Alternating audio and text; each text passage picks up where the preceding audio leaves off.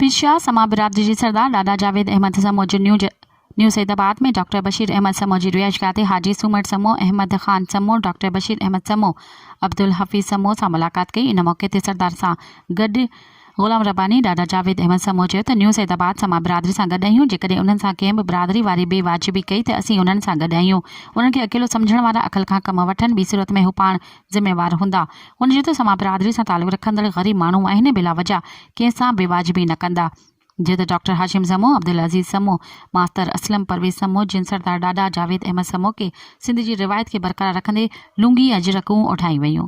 मज़ीद ख़बरनि ऐं तफ़सीलात लाइ विज़िट कयो असांजी वेबसाइट www.awamiNewsHD.com ऐं ॾिसंदा रहो अवामी न्यूज़ HD।